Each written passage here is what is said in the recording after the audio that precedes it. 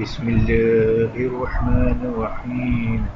یعنی خزا کی اعتدال. اعتدال سے کیا مراد؟ یہ بالکل برابر ہو جاتے ہیں، اور انگلش میں اس کو کہا جاتا ہے ایکیونیکس یا ایکینیکس، دونوں طرح سے اسے کہا جاتا ہے. اب اس کے معنی کیا ہیں کہ 21 مارچ کو 30 ڈگری کا جو یہ حصہ شروع ہو رہا ہے، اس کا نام ہے ایریز، اور عربی اور فارسی اور اردو میں اسے حمل کہا جاتا ہے. جب زمین سورج کے گرد چکر لگاتے ہوئے بالکل ایسی جگہ پہنچتی ہے کہ اس دن بہار شروع ہوتی ہے اور اس دن دن اور رات برابر ہوتے ہیں، تو یہاں سے ہجری اسلامی کا کیلنڈر، ہجری شمسی کا کیلنڈر شروع ہوتا ہے، کہ جس کا پہلا دن نوروز ہے. بس نوروز کے بارے میں جو مختصر ترین انٹروڈکشن دیا جا سکتا ہے وہ یہ کہ ہجرت رسول اللہ صلی اللہ علیہ وآلہ وسلم پہ جس کیلنڈر کا، لونر کیلنڈر کا دار و مدار ہے، اس کا پہلا دن نوروز ہے. یہ ہمیں سوال کرنا چاہیے بعض دیگر مذاہب اسلامی سے کہ جو بہت بدعت کا شور مچاتے ہیں، ان کے ممالک میں خصوصاً سعودی عرب میں جنوری فیبری کیوں چل رہا ہے؟ اب اگر دنیا میں ایک کیلنڈر موجود ہے کہ جو رسول اللہ صلی اللہ علیہ وآلہ وسلم کی ہجرت پہ اس کا دار و مدار ہے، لیکن محض اس لیے کہ اس کے بانی جو ہیں وہ شیعہ تھے، اور شیعہ علماء نے اس کو جو ہے دنیا میں پھیلایا ہے، اور شیعہ علماء ہی کی پارلیمنٹ کے ذریعے سے کہ جو مشروطے کے بعد 1911 میں اس وقت وہاں پر اکثر علماء تھے، انہوں نے اس کو وہاں پر رائج کیا. اس کو کیوں نہیں قبول کیا جا رہا؟ اور بجائے یہ کہ قبول کیا جائے، اس کو مجوسی کہہ کے رد کیا جاتا ہے. نہ فقط کیلنڈر کو بلکہ عام طور پہ شیعوں کو اور حتیٰ ایرانیوں کو کہہ دیا جاتا ہے کہ جی یہ مجوس ہیں. اب یہ بھول جاتے ہیں کہ ایسی بات کہنے سے اپنے آپ کو انہوں نے خطرے میں ڈال دیا. وجہ یہ ہے کہ سیاہ ستہ کے تمام مؤلف ایرانی تھے. اکثر علماء اہل سنت علم کلام کے بھی اور تفسیر کے بھی ایرانی تھے. تفسیر فخر رازی کے مؤلف ایرانی تھے تہران کے. اسی طریقے سے سیاہ ستہ کے بعد اہم ترین کتابوں میں سے کتاب حاکم نیشاپوری، وہ بھی ایرانی تھے. اب اگر ایرانیوں کو مجوسی کہا جائے، شیعوں کو مجوسی کہا جائے، تو جن کی سب کتابوں کے مؤلف ایرانی ہیں، وہ اپنے آپ کو ان باتوں سے خطرے میں ڈال دیتے ہیں. دعا ہے کہ خداوند تبارک و تعالی تمام مسلمانوں کو اتحاد اور محبت سے رہنے کی توفیق عطا فرمائے. تو جو معتدل ترین دن ہے اسے کہا جاتا ہے ایکونیکس. اب اگر آپ کو پوچھنا ہو کہ جو عام طور پہ لوگ سوال کرتے ہیں کہ جو دنیا میں تحویل کا وقت کیا ہے، تحویل کے کیا معنی ہیں؟ تحویل کے معنی یہ ہیں کہ ہماری زمین کب نئے سال کے حصے میں داخل ہوگی. اب اگر اسے آپ کو سرچ کرنا ہو تو آپ انٹرنیٹ پہ جا کے سرچ کر سکتے ہیں، ایکونیکس لکھیں. لیکن اگر آپ خالی ایکونیکس لکھیں گے تو ممکن ہے کہ شیورلے کی یہ گاڑی آ جائے گی. لیکن آپ کو لکھنا ہوگا اسپرنگ ایکونیکس ان کراچی یا ان نیو یارک، تو جواب آ جائے گا. یہ جو جواب ہے یہ در حقیقت اس کا تعلق جغرافی سے ہے، ایسٹرونومی سے ہے، اور اس سے پتہ چلتا ہے کہ زمین اس وقت داخل ہو گئی ہے بہار کے برج میں، یا زمین اس وقت داخل ہو گئی ہے معتدل ترین حصے میں، اور اسی کو کہا جاتا ہے تحویل. اور اسی کو کہا جاتا ہے یہاں سے نوروز، یعنی نئے سال کا نیا دن. تو تحویل کے بارے میں یہ غلط فہمی کہ اس کا تعلق جادوگری سے ہے یا خواتین سے ہے یا دقیانوسی باتیں، یہ ایسا نہیں ہے. یہ بالکل ایک ماڈرن چیز ہے، آپ کو انٹرنیٹ پہ بھی مل جائے گی. تو یہ تو گفتگو تھی کچھ ایسٹرونومی سے ریلیٹڈ اور اس سے دیگر موضوعات سے ریلیٹڈ. اب یہ تحویل کا وقت پاکستان میں کب ہوگا؟ تو یہ 2018 مارچ کو 20 تاریخ کو ہوگا، شام کو 7:45 پر. یہ ایران کا ہے.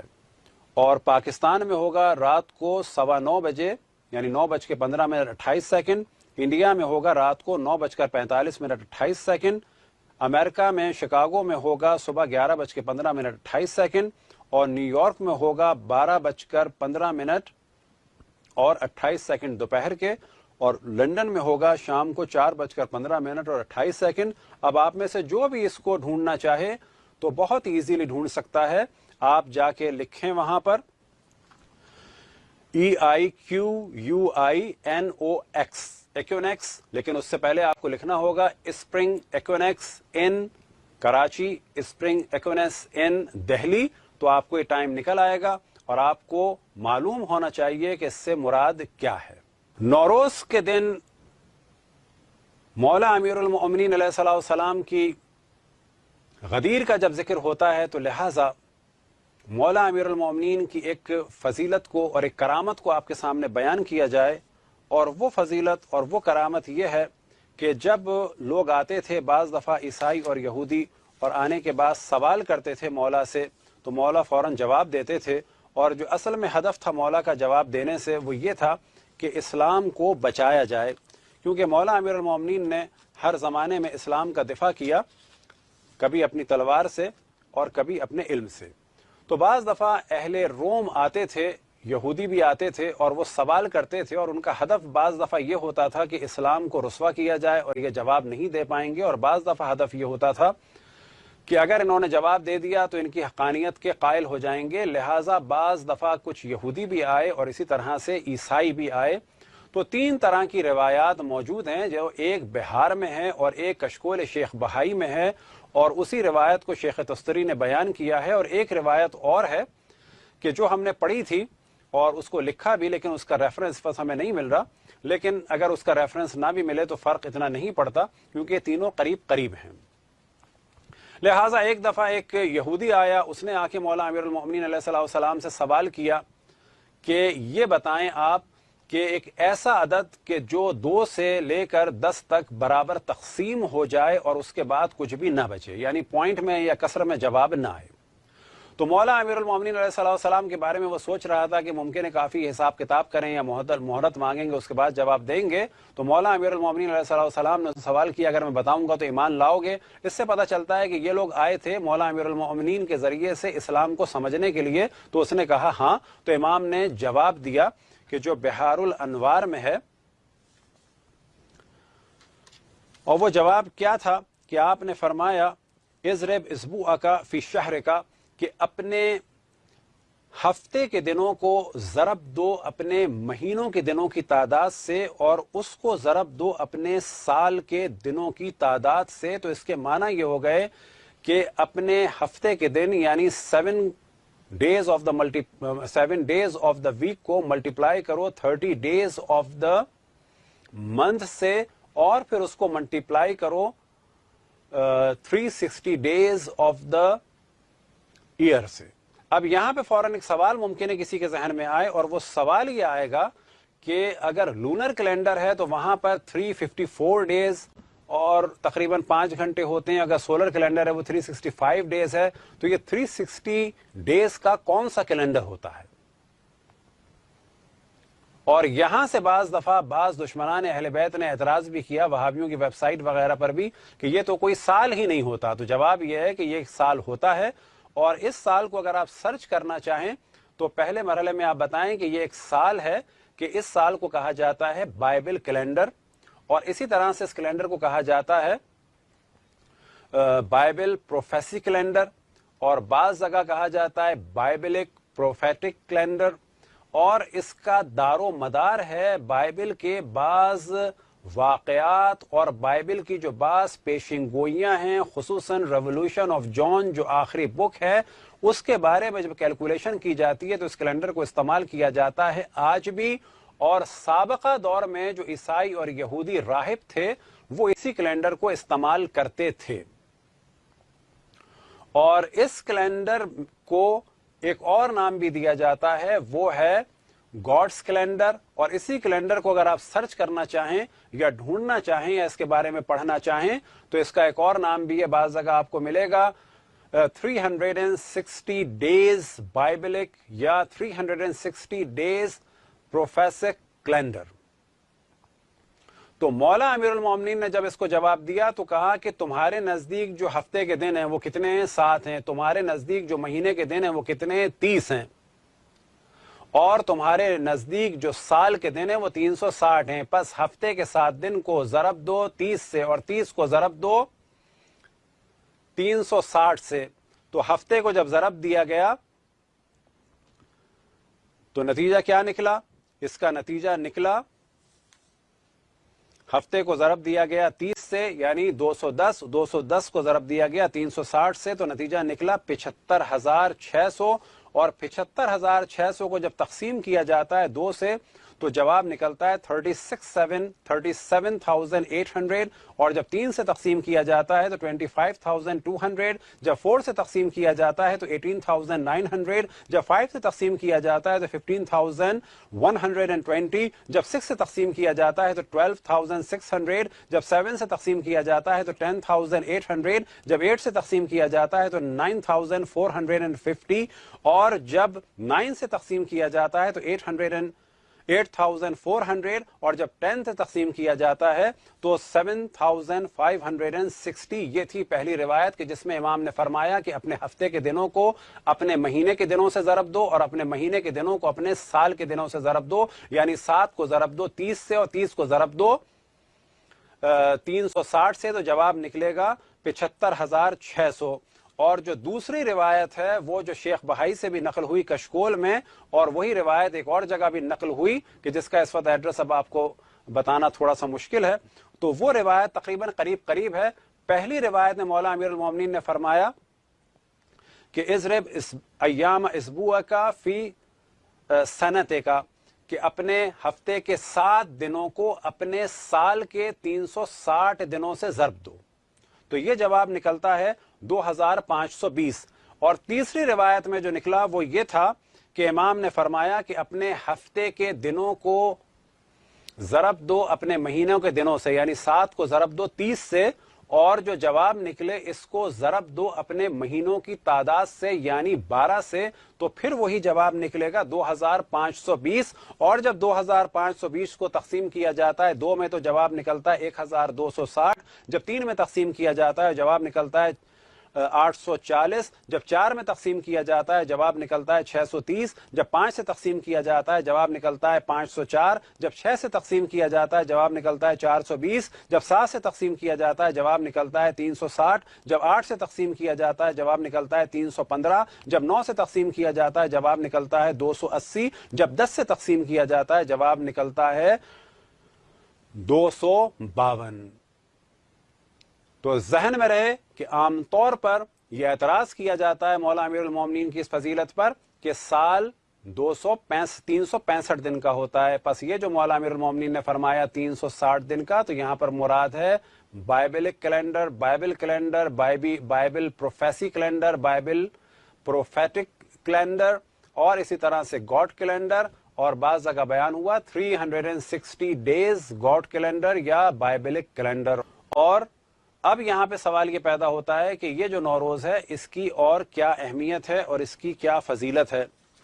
تو جواب یہ ہے کہ اس نوروز کے بارے میں روایتیں نقل ہوئی ہیں کہ اس میں بعض واقعات ہوئے تھے. مثال کے طور پر خداوند تبارک و تعالی نے روحوں سے عہد لیا تھا اپنی وحدانیت کا، اپنے انبیاء کی نبوت پر یقین کا اور ان کے اوصیاء کی امامت کا. یہ واقعہ بھی اسی دن ہوا تھا. زمین پر سورج کی روشنی پہنچتی ہے، یہ واقعہ بھی اسی دن ہوا تھا. اسی طریقے سے اور بہت ساری چیزیں ہیں کہ جو اسی دن ہوئی. مثال کے طور پر کشتی حضرت نوح بھی کوہ جودی پہ جا کے رکی، وہ نوروز کا دن تھا. حضرت ابراہیم علیہ السلام نے بت توڑے، وہ بھی نوروز کا دن تھا. رسول اللہ صلی اللہ علیہ وسلم نے جب اعلان نبوت فرمایا وہ بھی نوروز کا دن تھا، یعنی 21 مارچ تھا، اور اس وقت جو ہے وہ بہار کی ابتدا تھی. رسول اللہ صلی اللہ علیہ وسلم نے جنوں سے بیعت لینے کے لیے مولا امیر المومنین کو بھیجا تو وہ بھی یہی دن تھا. مولا امیر المومنین علیہ السلام نے جب بتوں کو توڑا تو بھی یہی دن تھا. عید غدیر کا دن بھی یہی تھا. امام زمان علیہ السلام کے ظہور کا بھی دن یہی ہوگا، اور اسی دن دجال کو قتل بھی کیا جائے گا. ایک اور واقعہ جو نوروز کے دن پیش آیا وہ ہے حضرت حزقیل بن بزی کا واقعہ کہ انہوں نے مردوں کو زندہ کیا. یہ واقعہ قرآن مجید میں بھی ہے اور آج بھی عیسائی اور یہودیوں کی کتابوں میں بھی ہے، اور خصوصاً اس وقت جو بائبل ہے اس کے اولڈ ٹیسٹمنٹ میں بک آف ایزائیکل کے نام سے یہ کتاب موجود ہے، اور اس کے چیپٹر نمبر 37 میں 1 سے لے کے 14 تک اس موضوع کو ڈسکس کیا گیا ہے. اور موضوع یہ ہے کہ حضرت حزقیل علیہ السلام جو حضرت موسیٰ علیہ السلام کے تیسرے خلیفہ تھے، کیونکہ حضرت موسیٰ کے پہلے وصی اور خلیفہ حضرت یوشع بن نون تھے، اور دوسرے وصی اور خلیفہ حضرت کالب بن یوحنا تھے، اور تیسرے وصی اور خلیفہ حضرت حزقیل بن بزی تھے۔ یہ جب ایک وادی سے گزرے تو وہاں پر بہت ساری مردوں کی ہڈیاں دیکھیں، کہ روایتوں میں نقل ہوا کہ 35,000 افراد کو حضرت حزقیل علیہ السلام نے زندہ کیا۔ اب جب یہ یہاں سے گزرے تو انہوں نے وہاں پر ہڈیاں دیکھیں۔ یہ وہ لوگ تھے کہ جو طاعون کی وجہ سے اپنے شہروں سے نکلے تھے کہ زندہ بچ جائیں گے، لیکن راستے میں ان سب کو موت آ گئی، اور ان کی ہڈیاں سالوں جو ہے وہ پڑی رہیں ایک وادی میں۔ اور جب حضرت حزقیل علیہ السلام کا وہاں سے گزر ہوا تو ان کے دل میں یہ سوال اٹھا کہ انہیں اللہ سبحانہ و تعالیٰ کس طرح سے مردوں کو زندہ کرے گا، یعنی وہ اپنی آنکھوں سے دیکھنا چاہتے تھے، نہ یہ کہ معاذ اللہ شک، بالکل اس طرح جس طرح سے حضرت ابراہیم علیہ السلام نے سوال کیا تھا۔ تو اللہ سبحانہ و تعالیٰ نے روایتوں کے مطابق انہیں حکم دیا کہ کچھ پانی لو اور ان پر پھینکو اور انہیں بلاؤ تو یہ سب زندہ ہو جائیں گے۔ تو حضرت حزقیل علیہ السلام نے کچھ پانی ان پر چھڑکا تو یہ سب زندہ ہو گئے۔ ان کی تعداد تقریباً 35,000 تھی، اور یہ تقریباً 30 سے 70 سال تک مختلف عمروں میں یہ لوگ بعد میں زندہ بھی رہے۔ جو بچے تھے وہ 70 سال تک رہے ہوں گے، جو بوڑھے یا ادھیڑ تھے وہ 30 سال 35 سال، تو مختلف عمروں تک پھر یہ زندہ بھی رہے۔ اب کیونکہ عیسائی عام طور پر دلیل کے طور پر کہتے ہیں کہ حضرت عیسیٰ علیہ السلام جو ہیں وہ اللہ کے بیٹے ہیں، کیونکہ مردوں کو زندہ کرتے تھے، اور اس وجہ سے اللہ کے بیٹے ہیں معاذ اللہ، کیونکہ وہ بغیر والد کے پیدا ہوئے۔ تو قرآن مجید نے جواب دیا ان مثل عیسیٰ عند اللہ کمثل آدم خلقہ من تراب، کہ حضرت عیسیٰ کی مثال حضرت آدم جیسی ہے، اور حضرت آدم کو تو مٹی سے خلق کیا گیا ہے۔ مراد یہ کہ اگر تم ایک نبی کو اللہ کا بیٹا ماننے کے لیے تیار ہو جو بغیر والد کے پیدا ہوئے، جبکہ والدہ سے پیدا ہوئے ہیں، صرف والد نہیں تھے، اللہ کے حکم سے پیدا ہوئے، اگر انہیں تم اللہ کا بیٹا ماننے کے لیے تیار ہو تو اللہ سبحانہ و تعالیٰ نے حضرت آدم کو اور حضرت حوا کو بغیر ماں باپ کے خلق کیا ہے، تو تمہاری تھیوری کے حساب سے، تمہارے نظریے کے حساب سے، تو حضرت آدم اور حضرت حوا کو زیادہ حق ہے کہ ان کو اللہ کا بیٹا اور حضرت حوا کو اللہ کی بیٹی کہا جائے۔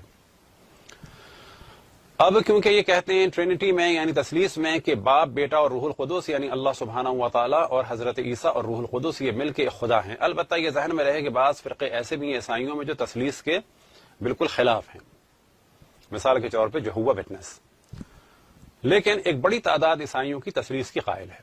جس وقت امام رضا علیہ السلام کا مناظرہ ہوا جازلیق سے، کہ جو ایک عیسائی عالم دین تھا، تو امام نے ان سے سوال کیا کہ تم انہیں کس بیس پہ خدا کہتے ہو؟ تو انہوں نے کہا کیونکہ وہ مردوں کو زندہ کرتے تھے۔ تو امام نے پھر دا بک آف ایزائیکل سے انہی کے عقائد کو بیان کیا کہ اگر تم حضرت عیسیٰ کو جنہوں نے چند لوگوں کو زندہ کیا معجزے کے طور پہ، انہیں اللہ یا اللہ کا ایک حصہ ماننے کو تیار ہو یا تثلیث کے قائل ہو، تو حضرت حزقیل نے تو ہزاروں کو زندہ کیا تھا، تو ان کے پاس کوئی جواب نہیں تھا۔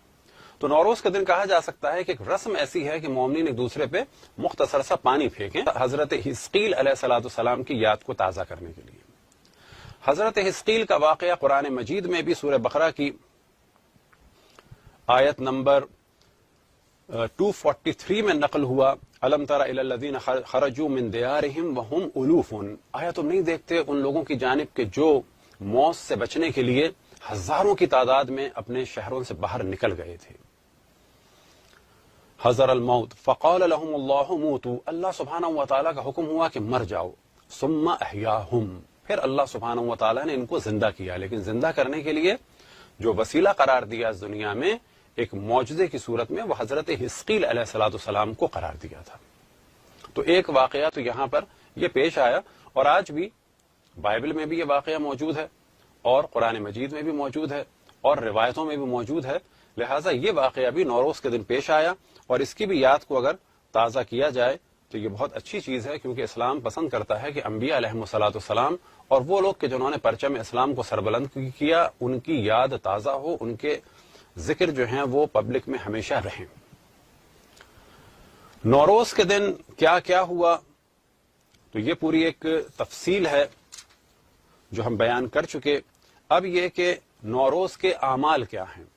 نوروز کے اعمال کی جانب توجہ رہے کہ جو روایت امام جعفر صادق علیہ السلام سے نقل کی جناب معلّہ بن خنیس نے. معلّہ بن خنیس امام کے صحابی تھے اور یہ روایت ان سے نقل ہوئی کہ امام نے تفصیل سے اس میں اعمال بھی بتائے. اور پہلا عمل یہ ہے کہ غسل کیا جائے, اسی طریقے سے صاف ستھرے پاک پاکیزہ کپڑے پہنے جائیں, خوشبو لگائی جائے, اور بہتر ہے کہ ظہر کی نماز کے بعد 4 رکعت نماز پڑھی جائے. نیت کیا ہوگی کہ میں نماز پڑھتا ہوں یا پڑھتی ہوں نوروز کی قربتاً اللہ. اور مستحب نمازیں عموماً 2 کر کے پڑھی جاتی ہیں. ان نمازوں کو بھی 2 رکعت کر کے پڑھنا ہے, یعنی 2 رکعت پڑھی, اس کے بعد تشہد و سلام, پھر 2 رکعت پڑھی اور تشہد و سلام, جس طرح سے فجر کی پڑھتے ہیں, لیکن ترتیب تھوڑی سی الگ ہوگی. پہلی رکعت میں سورہ حمد کے بعد 10 دفعہ سورہ قدر, دوسری رکعت میں سورہ حمد کے بعد 10 دفعہ سورہ کافرون, اور پھر اس کے بعد قنوت, رکوع اور سجدے, تشہد اور سلام. یہ جو طریقہ نماز کا ہے. پھر تیسری رکعت میں کہ جو دوسری نماز کی پہلی رکعت ہوگی, اس میں 1 دفعہ سورہ حمد کے بعد 10 دفعہ سورہ فلق, اور پھر چوتھی رکعت میں 1 دفعہ سورہ حمد کے بعد 10 دفعہ سورہ ناس, اور پھر نماز کو مکمل کرنا ہے. پھر اس کے بعد ایک مختصر سی دعا ہے. اب یہ ذہن میں رکھیں کہ پھر ہم توجہ دلائیں کہ کوئی بھی نیا کام ہو, نئی چیز ہو, بہترین کام یہ ہے کہ اللہ سبحانہ و تعالیٰ کا ذکر کیا جائے.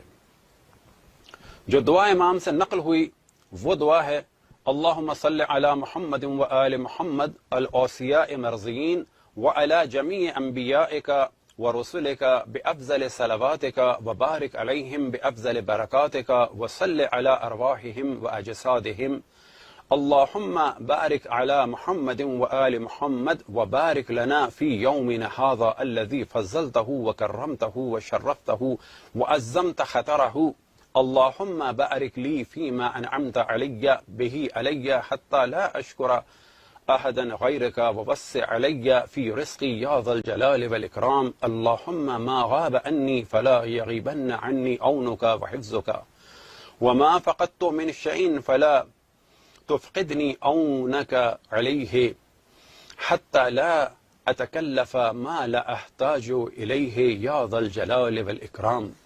اور اس کا ترجمہ ہے اے اللہ رحمت نازل فرما محمد والے محمد پر جو تیرے پسند کیے ہوئے اوصیاء ہیں, اور رحمت نازل فرما اپنے تمام انبیاء اور رسولوں پر اپنی بہترین رحمتوں میں سے, اور ان پر اپنی بہترین برکتوں میں سے برکتیں نازل فرما.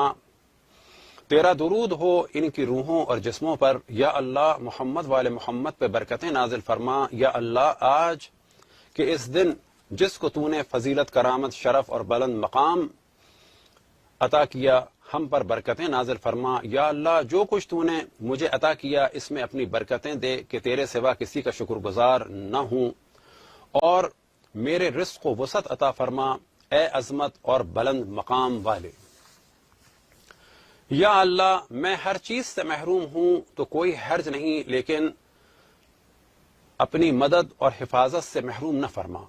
جو کچھ مجھ سے گم ہو گیا ہو جائے, لیکن تیری مدد اور نصرت مجھ سے کبھی گم نہ ہو. یہاں تک کہ جس چیز کی ضرورت نہ ہو اس کے لیے میں پریشان نہ ہوں اے عظیم اور بلند مقام والے. نوروز کے دن کثرت سے اللہ سبحانہ و تعالیٰ کا ذکر کیا جائے. اسی طرح سے اگر سال میلادی بھی ہے, یعنی جنوری کی ابتدا ہونے والی ہے, تو رقص و موسیقی و گانا بجانا اور فسق و فجور بلا شک حرام ہے. بہترین عمل یہ ہے کہ تلاوت قرآن ہو, ذکر خداوند تبارک و تعالیٰ ہو.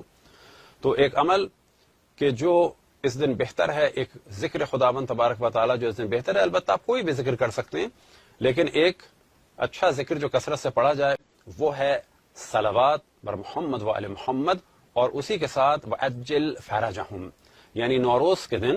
اسی طرح سے اگر آپ کسی اور سال کی ابتدا میں بھی کثرت سے صلوات پڑھیں اور امام زمان علیہ السلام کے ظہور میں تعجیل کے لیے دعا کریں تو بلا شک یہ بہتر عمل ہے. اللہ کے ناموں میں سے ایک ورد, ناموں کا ورد اللہ رقیب رؤوف رحیم, کہ اے اللہ کہ جو نگہبان ہے, محبت کرنے والا ہے اور رحمت کرنے والا ہے.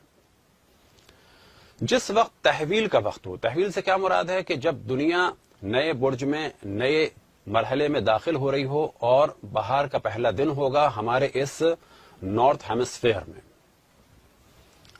اس وقت دعا پڑھنی ہے اور بہتر ہے کہ اس کو 366 دفعہ یعنی 366 دفعہ پڑھا جائے. وجہ یہ ہے کہ سال کے دن ہیں 365 لیکن لیپ ایئر میں یہ ہو جاتے ہیں 366.